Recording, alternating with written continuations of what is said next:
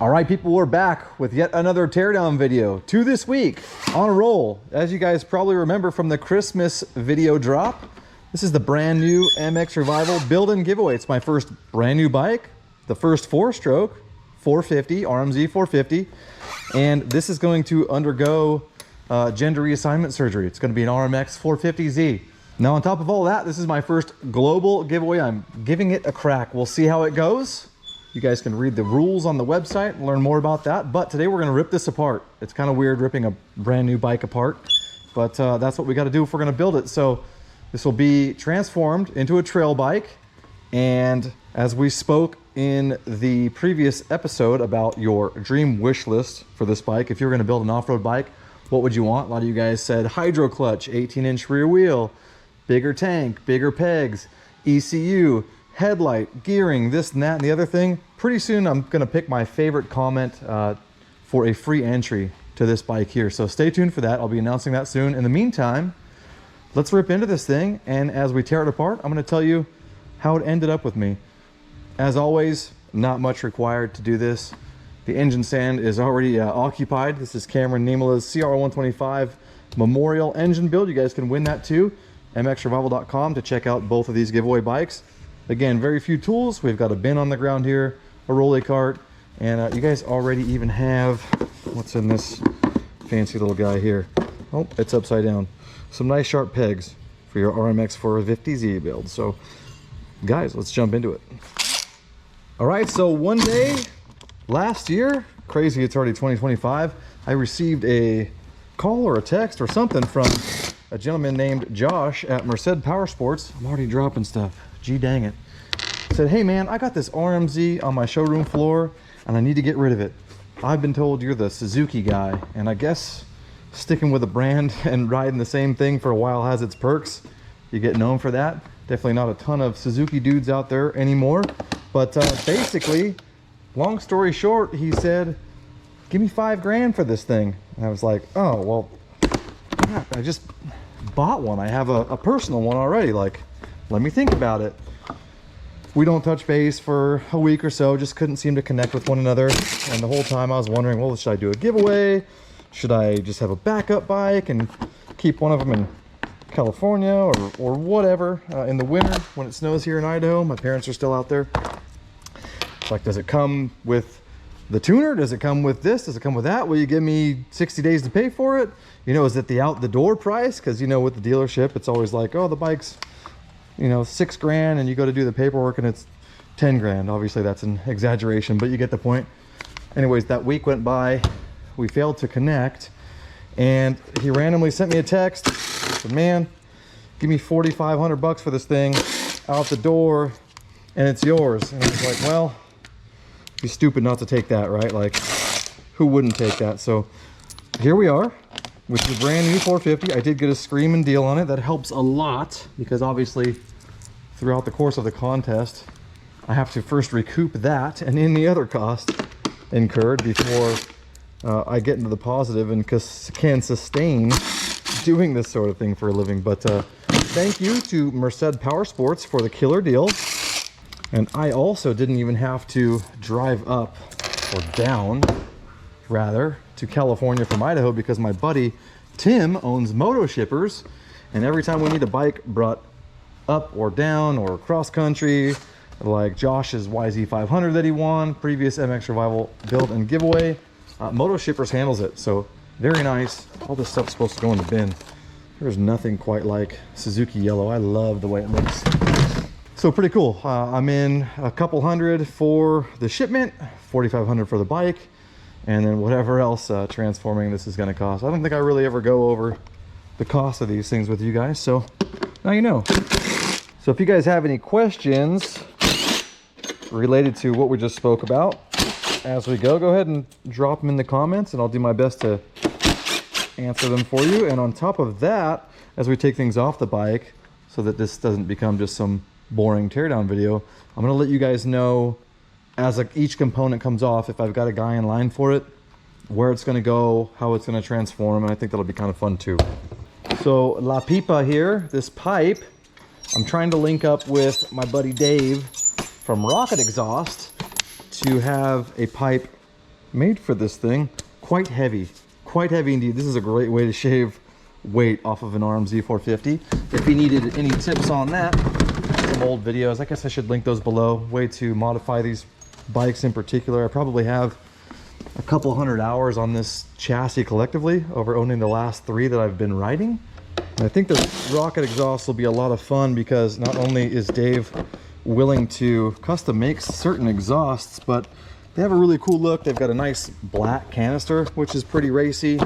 Of course, as the bodywork comes flying off, you guys already know MX Plastics and Decal Works are going to take care of the bodywork in terms of plastics, the seat cover, all the decals, all that sort of thing. So she will be looking quite nice.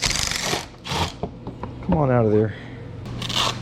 Now regarding the handlebars, these come with a set of Renthal 821s, but you guys know I like to get Jason Gerald from Phoenix Handlebars involved in these projects. He has a really cool set of what they call 11880s.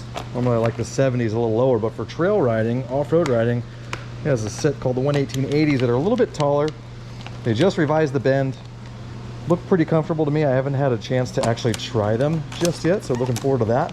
And of course he makes some really nice grips that are not only soft but pretty dang durable. And I like his gold safety wire that comes for free with the grips. One thing that was pretty funny about receiving this bike, when I got it, I was like, something is a little off. I don't know what it is. And I noticed this wire is really tight, which is basically the electronic suite or whole shot control or integrated hour meter. If you guys didn't know that, this is also an hour meter on the Suzuki, but it looked weird. And then I realized, wait a minute, this is supposed to go over here. The kill switch is where an E-start would be, which we'll get to that pretty soon, but this should be over here and this should be over here. Anyways, just kind of funny. So I think aside from putting the front wheel on, that's the only other thing they might even have to do when you PDI something, but yeah, we'll fix it. You guys are not gonna hear me cry about it for 4,500 bucks. That's for damn sure. So while we're back here with the sprocket, I was gonna ask you guys a question about gearing. I've only ever ridden this bike on the track. I actually really like the stock gearing. I like an extra tooth just a little bit better. That's a 50. Usually go to a 51. Third seems to be more usable. I also contemplated getting the RMX trans for this. I have a feeling it would fit. I actually don't know the difference yet. I'm still researching that, but it may not be necessary. But we do have a nice fresh engine. It wouldn't be too much work to get it in there. It's nice and clean. And then if we could just swap some sprockets, that might be quite a bit easier. Not might be, that would obviously be quite a bit easier, but you guys let me know what you like for off-road gearing. This is a 1350. Nothing like brand new parts. Something real sweet about that. It's usually a blown up turd. I like blown up turds too.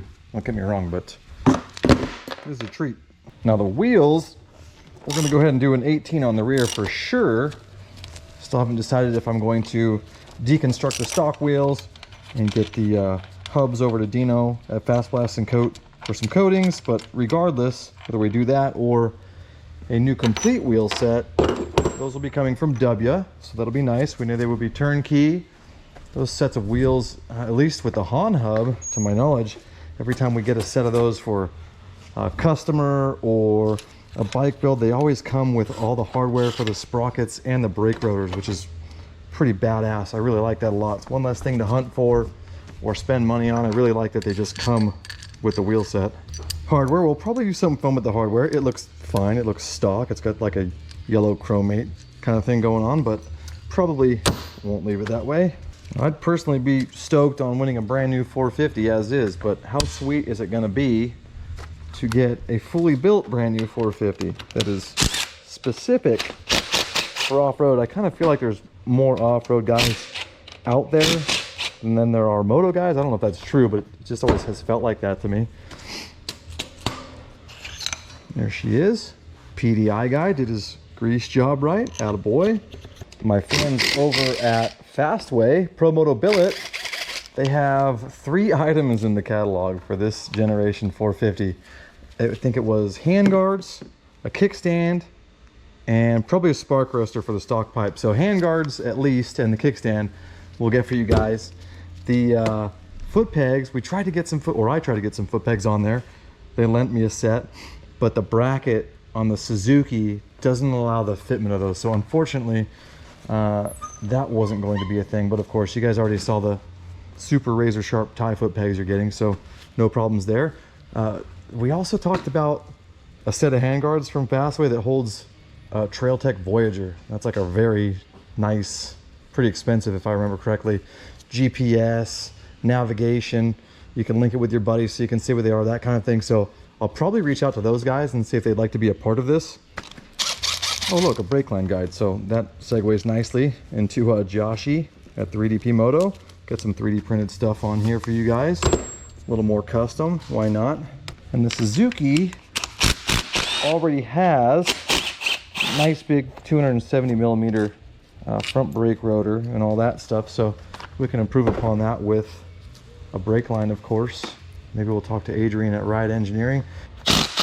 There is just something about the RMZ in general. I still think it's the best looking 450. You may or may not agree, but the gold forks, dude, that's a hit. It's gorgeous. I don't know how many times we've copied it now on other bikes because it looks so freaking good. Give her a nice place to rest. A couple people asked me in the RM250 live stream giveaway my thoughts on Suzuki even making bikes anymore, and while I wouldn't obviously really know, they did just come out with a brand new DRZ 4S or something like that, so that's pretty cool. It's like a ground up new bike, which means they're making motorcycles. Then I saw something on Facebook about them getting back into MotoGP. That's a huge deal too, so I think there's a bright future. I don't know what they'll make next, if it's going to be this with an e-start or if they just come out with an entirely electric bike first. That wouldn't surprise me either. They've been the first in many occasions on a lot of things, but have had some big setbacks like the 08-09 case failure on the first fuel injected 450s that ever came out. So that's why I wouldn't be surprised about a full electric bike, but I guess we'll see. Let's go ahead and get these back brakes off. Don't forget the cotter pin back there. Definitely enjoy the cotter pin. Where the hell are you? More than the, not cotter pin, whatever the hell you call this thing. Regular cotter pin kind of sucks because you have to bend it. But as we get into hardware, of course, Dave, Uncle Dave, sometimes like my second dad even, with advice and lending an ear, is gonna be a part of this. Bolt Motorcycle Hardware Dave is who I'm talking about. His Pro Packs cover all this kind of stuff. Master cylinder bolts. Obviously they have engine fastener kits that are complete. Got to get one of those for this thing here. Even if you just swap one in without doing an engine rebuild, they look amazing and they're super cheap. So we'll get Dave on board. He has a couple other cool little fasteners for the Suzuki. And that's loose. Got a spring down here. Got a couple fasteners on the swing arm. Away she goes. Kind of weird, Suzuki has a Phillips screw for this brake line guide and an 8mm M6 bolt a little further up for that.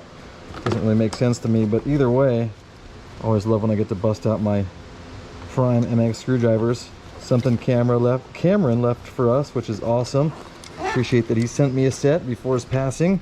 All right, freeze a bird. In the bin you go. You're gonna join your friend down there. Oh, those are on backwards. No big deal, no big deal. Alrighty, bars and controls are loose. So one thing I noticed on my 23, my, I guess technically other new 450, is that there was a lot, oh, I need a bar for this. Ay-ya. Nope, not gonna happen. This ought to work, the old crackhead killer, the door security. Who doesn't love a nice thick tube? You guys are sick. High security devices. So as I was saying, on my 23, this is a 24, it's a lot of grease inside the stem bearings, which is kind of unusual on every other bike I've ever demoed that was new. It's usually bone dry. You always hear everyone preaching about grease your bearings, you got to do this right away when you get a bike, they're always dry. So same with the swing arm on my 23. So curious to see how that's looking. Little spanner wrench. This is actually something I got from my buddy JB, Ride JBI, for some KTM fork caps. It works great as a little spanner wrench up here on the stem. Also, I didn't tell you guys where the suspension is going. This is going to go out to Brandon at AHM, fork and shock. Actually, I'll probably dump the shock. We'll probably get a 250 shock for it. Not positive, but likely. Oh yeah, look at the grease. Way more than normal. Attaboy Suzuki. That's pretty dang greasy too. Awesome. So I feel like my 18 and my 20 didn't even have that much grease in them either, so maybe they're stepping it up. Oh yeah, she's loaded, bud. Anyways, Brandon over at AHM does a lot of desert racing setups for Baja and those types. So, oh yeah, dead greasy. Good boy, Suzuki. I know he's gonna have something killer, a really great off-road setup or spec for this thing, so I'm excited about that. Thanks for calling Dubya. This is Anthony. Hey, what's up, Anthony? It's Charles, mXrevival. Did I just miss your call? I don't think so, Charles. Let me see who reached out to you, rather. Cool, yeah. Did you get the wheels back yet? I didn't get those wheels yet. They might be at my place by the time I get home, but you're on YouTube right now. If you want to say something to all the people, are you excited about the RMX450Z build? Absolutely, man. I can't wait to see it. Great to have you guys. And awesome to meet you a couple weeks ago. The RMX hasn't been around for a long time. Yeah, we're doing it on a brand new chassis, the 24, so it'll be one of a kind. I saw your intro video, man. I'm excited about it. Thanks for watching it. Absolutely. Cool. Give me 1 second. Let me see who called you, all right, Charles? Yeah, take your time, please. Hey, Charles. Zane. Hey, what's up, Zane Zone? Hey, how are you? Good, man. You're on YouTube. I had to call you back with my camera running. Hey, I got your order for that Stark Varg. Yeah. Looks like we're wanting to do purple rims for that thing, correct? Yeah, that's right. I was planning on just doing the purple Excel Takasagos. Is that cool with you? Totally, yeah. Sorry if I didn't specify. I have them in stock and I can get them out to you very quick. I'll try and crank these things out for you as quick as I can. No surprise, man. You guys are like always less than a week. They're on my porch. Yeah, so I'm gonna try. I might be able to get them out to you by the end of this week. If not, they'll ship Monday. Sound like a plan, dude? No problem, buddy. Awesome. Zane Zone. You guys got to check out the Zane Zone on the Dubya USA Instagram page. Find out what's hot and upcoming with wheel sets and stuff. All right. Go ahead and pop the old subframe off this bad girl. There's also a 3mm Allen head under here on the air boot that I've already done. Little electrical connector on the air box. Don't rip that thing off. Ah, there she is. The old BFRC shock. Guys, do you hate it that much? Is it that bad? Have you had that much bad luck with it? I wrote a revalved one and I quite liked it. I don't know that it would be any better for off-road. I would imagine the shortcomings it does have would be the same on the track or the trail. I guess a lot of people's complaints were that it's kind of more of an on-road street bike shock technology that had much slower shaft speeds when it's in action than dirt. I could see off-road being way more demanding than motocross as far as the shock goes, so you tell me, but I do love that RMZ 250 shock on my 450. Get some of those linkage bolts out of the way, it makes it much easier to get that lower shock bolt out and actually hit the nut with a socket instead of a opening wrench. Make a little more room. There we go. See? Much better. So that linkage pin, pretty much bone dry. My 23 was not like that. I actually had grease. It's got like a little film of something, but you know, you never really know unless you've actually checked. So keep greasing them things. Get the shock out of here. Of course, I left the top one in. Second set of hands. I like to throw it on the ground to make up for it. Love it or hate it, it's still very good looking. I wish all shocks came like that. The black top with the gold canister. Man, looks department, can't lose. There is your knuckle. We can get that swing arm out of there. Hey, nice and tight. Don't forget the washer. Got our little coaxing tool. Should come out very, very easily as a new bike. There's the washer. It's another great way to grab it. You guys saw the last CR125 teardown video. You already saw the trick, but just go ahead and leave this sucker in there. It's like another set of hands. Pull out your pin. Doesn't fall out on the ground. bone dry. Dang it, Suzuki. We got a good thing going. All right, pull your helper pin, pull your swing arm. For this thing, this is probably one of the prettiest swing arms on the showroom floor. As far as the shape and the finish, I want to coat it. I'm pretty sure you guys can try and talk me out of it if you want. Dean has this really cool, like textured black finish, and I think it would look so cool on an off-road bike, but hell, maybe we'll just do the whole frame. One last little piece of linkage. If we do the frame black and the swing arm black, bone dry, might have to do the hardware black. Boy, that would really suck, wouldn't it, guys? Get your imagination going. Black frame, let's see, black frame, black subframe in that rough texture, swing arm. What else? What would the color scheme on the plastics be? All yellow? White? All white plastics? Nice blank canvas? What do you guys think? You'd let me know. Black hardware, black main pin, black hangers down here. Those are steel. Black linkage bolts. Ooh, getting me going.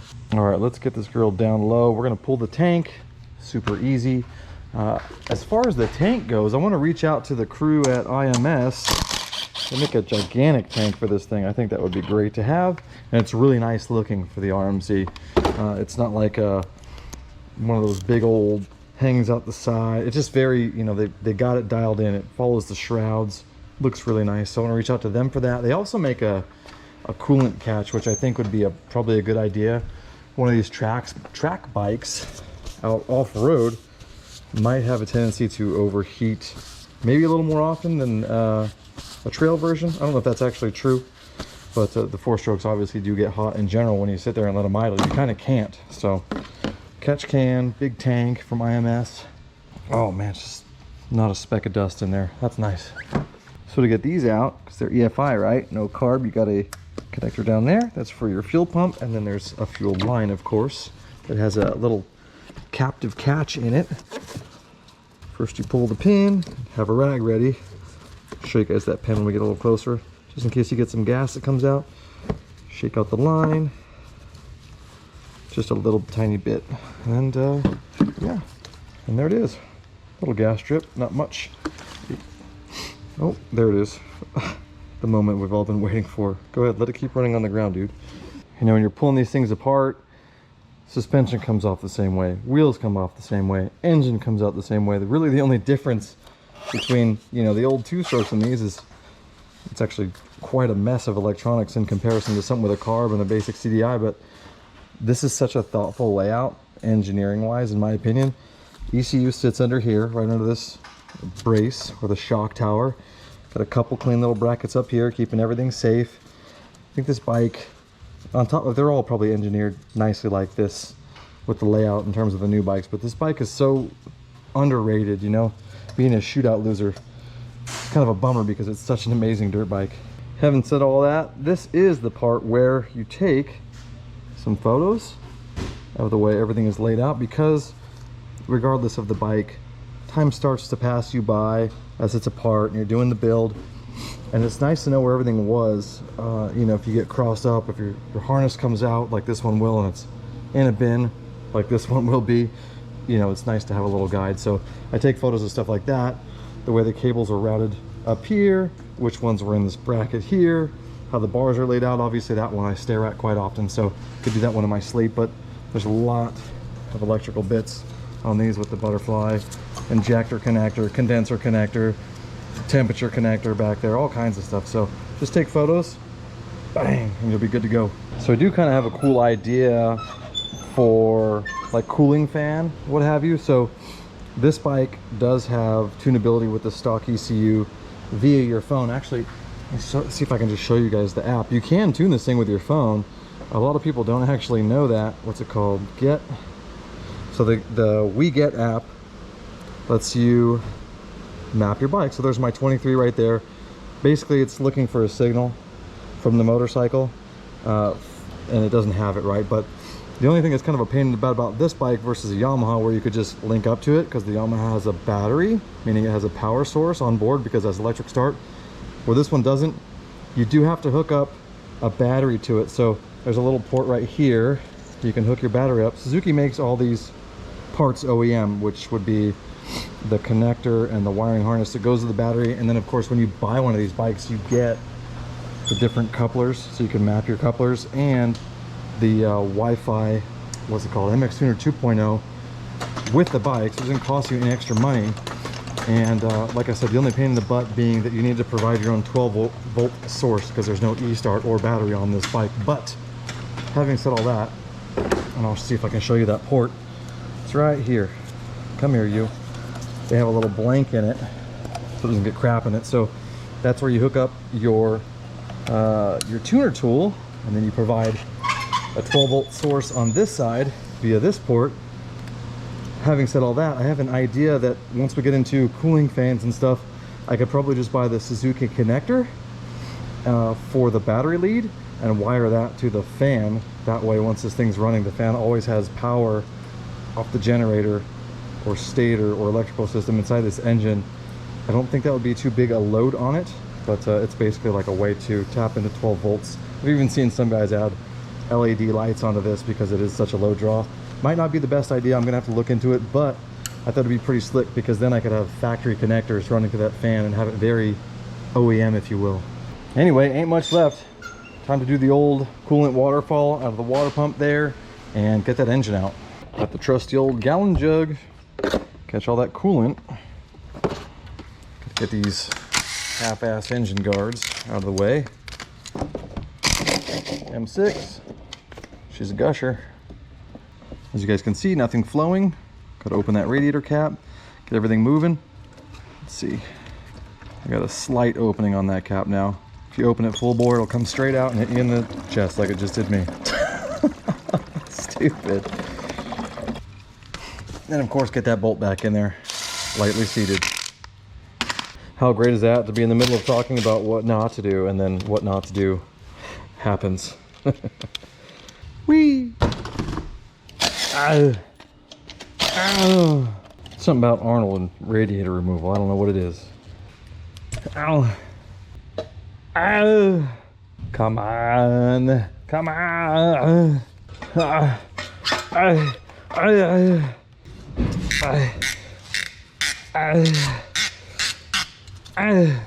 Don't play games with me. Couple more photos where everything goes. This pesky head pipe's blocking all the Arnold. Bad boy's ready to go, Dave. Keep it clean. Same with your ports. These are just powder cutting plugs. Got one down there. Got one up there. So our last little to do before we get the engine out is to get all these electronics out of here. So we're gonna start slipping cables this way and that way and unbolting Allen head bolts, and I got a lot of nice photos of everything. Should be no problem going back together.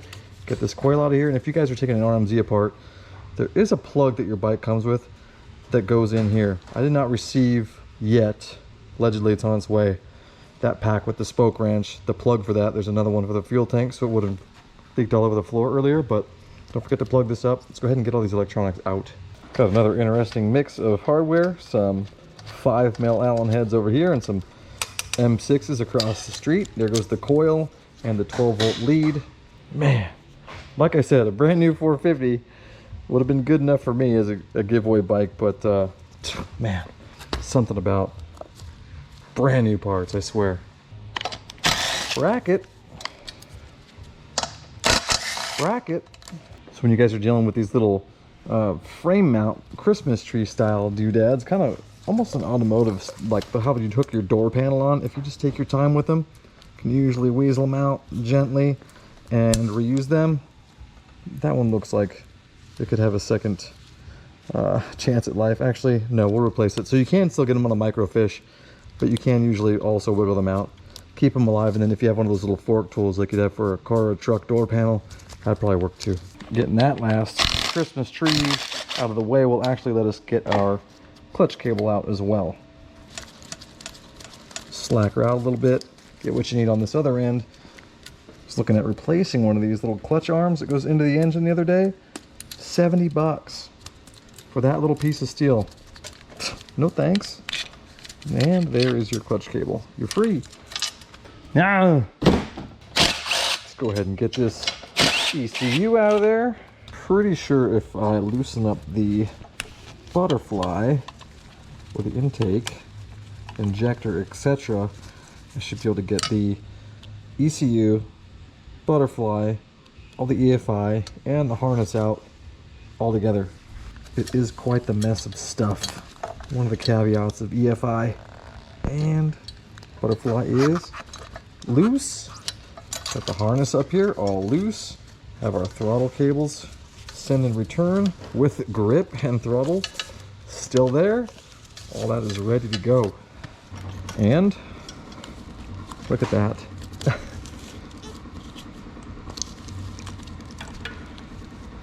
Got it all. Teamwork. You guys are coming out together. What a mess. Makes you miss carburetors, huh? See what I mean, guys? It's pretty amazing how they laid all that out. That sits inside the bike like so. Pretty much everything tucked right in. Nice and out of the way. You can't see any of this crap. Just a really good job laying all this out, in my opinion. I love these bikes. All right, now we can get this thing out of there. Nothing really holding this in except for a couple of bolts and fasteners for the engine. I would really love to get some coatings on the bottom end. I would really love to talk to the boys at Recluse about an auto clutch for you guys. Of course, coatings means Dino over at Fast Blast will have his hands on some of these parts. And then the thing everyone's probably most concerned about, this old dog leg here. While it works just fine, I do intend to talk to Sebastian at Panthera. Obviously, you guys just saw us do one together on the 06 RM250. I'm talking about electric start. So they are prototyping or in the works and testing units right now. So those exist, not in production, but they exist on select bikes that they're using to test. So if I can get you guys a magic button, it'll be right here, and I'm really gonna try. Down to the last bit of today's show. After this, I do need to do some organizing. There are quite a few more bits and pieces on a 4-stroke, believe it or not, just like multiple engine hangers and fasteners that a 2-stroke doesn't have. So it does take a little bit better partitioning and bagging up for identifying later.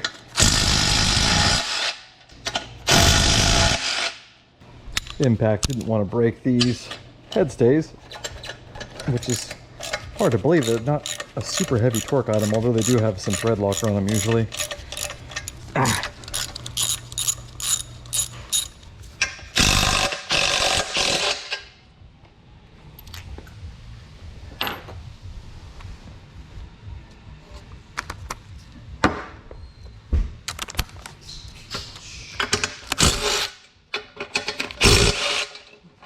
Engine hanger. Also would like to talk to one of two companies about getting you guys some engine hangers too. Something to make this chassis a little less rigid. It's quite stiff-natured. Got the giant reach around. That doesn't sound right. Over here. Over here.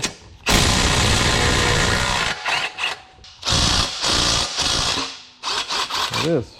All right, we're one pesky little bolt away from getting this tub of lard out of here. And it is heavy. It certainly isn't a CR125 engine. Ah, look at that. Freshy. See, that's what Kickstarters are for. They help you get the engine up and out of the frame, right? Big girl.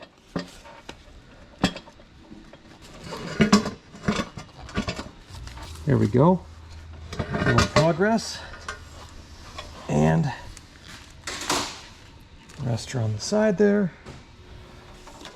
There we go. Tub of lard, man. That ain't no 2-stroke. Well, everyone, so concludes yet another motorcycle deconstruction. Obviously, a few more things to be done. Got to take some of the bits and pieces as well as your swing arm bearings out of the swing arm so I can get it over to Dean's to get it coated in that rough black textured coating. Unless you stop me. Don't stop me, I want to do it. Suspension, got to box that up, send it out to Brandon at AHM, got a really killer off-road spec. Talk to Dave over at Rocket Exhaust about getting you guys a custom exhaust built if they don't support Suzuki already. Last time I checked, I don't think they did. They'll be able to use this one as a jig for mounting spots and what have you. Of course, might get that subframe coated. Airbox is perfect, maybe a different filter. Big tank from IMS, body, decals, seat cover, stand, etc. from MX Plastics and Decal Works. You guys heard me talk to Zane Zone and Anthony over at Dubya. We'll get something cooking for your wheels so we can get you a 21-18 combo for off-road. Got a few things to strip off this frame here, some steel bits. You already have some badass tie pegs. I'll get those hangers into the zinc bin with all the other zinc parts. I'm thinking black. You guys let me know, black or silver? If we had a black frame, do you want black hardware or silver hardware? You tell me. This engine here, we'll see what we can cook up for this. You guys know how desperately I want to get an E-start for you guys, make it a true RMX450Z. Gearing, we can probably do away with sprockets. Probably don't need to put the RMX actual trans in this thing, although I have a feeling it would drop right in. Now, if we get the E-start, do you guys want to do a kickstart full delete, like some of the modern 4-strokes, where all of the kit gear, everything inside is out, completely removed, with a plug in the engine? Vote on that too. I'm definitely talking to the boys at Recluse. I think we should be able to get you guys an auto clutch in here. I think that'd be killer for off-road. The auto clutch I used from him in the past, I loved it. You couldn't even tell if you didn't know that it wasn't an auto clutch. You could use it like an MX clutch and fan it and all that stuff. And now they have the CX 4.0 and the wedges in that thing are insane. Check it out if you get a chance. Of course, ECU, throttle body, injector, electronics, this stuff can just get packed away nicely, neatly. Keep it clean, keep it safe, just set it aside for now. So obviously we've got your linkage and all of the steel there. I would love to do this black. Like I said, you guys can vote on the black hardware or silver hardware.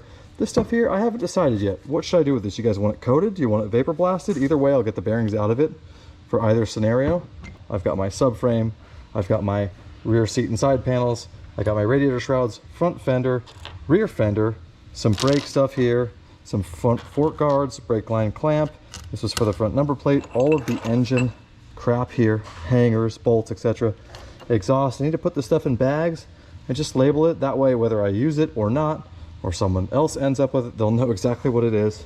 Again, does not take many tools to do this. It's very straightforward taking a bike apart, unless you're getting the engine. That's another can of worms. Super Sharpies, then you're damn near perfect radiators. There's a little wiggle in that fin right there. I know it wasn't me, but other than that, you guys want these black? You guys want these vapor blasted? Something else? You tell me. So guys, get ready, building you a brand new 2024, only one of one RMX 450Z in this chassis. This is gonna be amazing. Don't forget to vote on the black hardware, the silver hardware, the coatings. You can enter on mXrevival.com to win either this RMX 450Z build or Cameron CR125. I've made those very accessible for Cameron's bike so that we can rack up as many donations as possible for Haley and the kids. As far as the RMX goes, only 400 slots, brand new 450, global giveaway. Get your asses in on it, and until next time, shred safe, and I will see you in the next video. Don't forget to check out the Instagram, a lot of behind the scenes, and I'll see you in the next one.